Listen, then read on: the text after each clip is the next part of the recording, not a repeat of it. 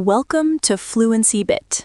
Today, we are talking about a mistake that can actually make people dislike you, even if you are a nice person.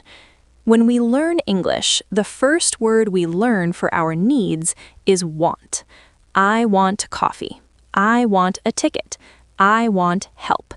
In your native language, this might be perfectly fine, but in English, saying I want to a stranger, a waiter, or a boss can sound like a command. It sounds like you are a king and they are your servant. In this video, I am going to teach you the magic phrases of English. We are going to look at 3 levels of asking: the casual, the polite, and the professional. We will practice scenarios at the airport, the restaurant, and the hotel. By the end of this video, you won't just be getting what you need, you'll be making friends while you do it. Let's start with your new best friend. I would like. Think of this as the upgraded version of I want. It is the most important phrase for any traveler or student. Instead of I want a coffee, you say I would like a coffee, please. Notice 2 things here. First, the would like. It softens the sentence. Second, the please. In English-speaking cultures, especially the UK and US, we use please and thank you much more than you might think. Native speakers almost never say I would like. They use a contraction. They say I'd like. Practice that sound. I'd like. It's a very small sound, but it makes you sound 10 times more fluent immediately. Level 2, the can I have question. Now, sometimes I'd like feels a bit formal. What if you were at a fast food place or with friends? That's when we use the question format. Can I have or could I have? Can I have a menu? Casual. Could I have the check, please? More polite.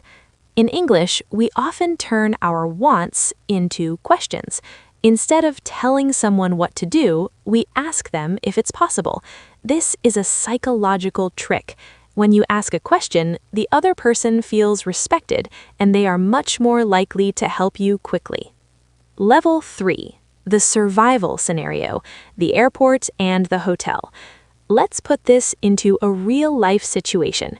You are at the airports and you want a window seat. If you say, give me window seat, the agent might be annoyed. Instead, try, excuse me, would it be possible to get a window seat? Look at that phrase. Would it be possible to? This is the secret key for difficult requests. Use it when you are asking for a favor. At a hotel, would it be possible to have a late checkout? At a shop, would it be possible to get a discount on this? When you use would it be possible, you are showing that you understand the other person is doing work for you. It's the ultimate polite structure. The order method, the restaurant. Ordering food is the most common time you will use these phrases. Let's build a full script for a restaurant. When the waiter comes, don't just point at the menu, use the I'll have method. Waiter, are you ready to order? You, yes, I'll have the grilled chicken, please.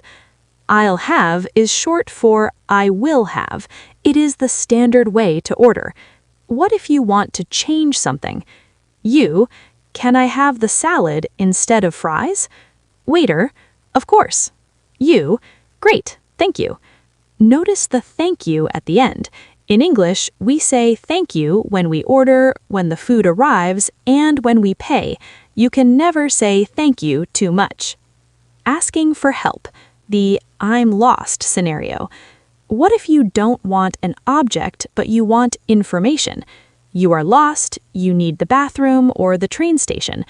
Rule number 1, always start with excuse me. Never just walk up to someone and start talking.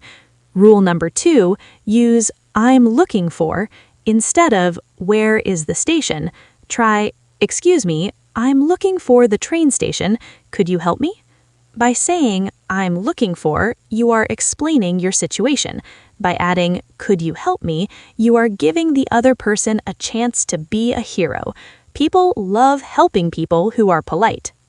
We've covered a lot of ground today. We moved from the I want trap to the would it be possible. Your homework for today, I want you to go into your kitchen or living room and practice asking for things out loud, even if you are alone. Say, could I have a glass of water? Say, I'd like to watch a movie, please. Say, excuse me, I'm looking for my keys. Get your tongue used to the could and would sounds. If you enjoyed this video, please hit the like button. Tell me in the comments, what is the hardest thing for you to ask for in English? I'll read your comments and give you the polite phrase for it. Keep practicing, stay polite, and I'll see you in the next video.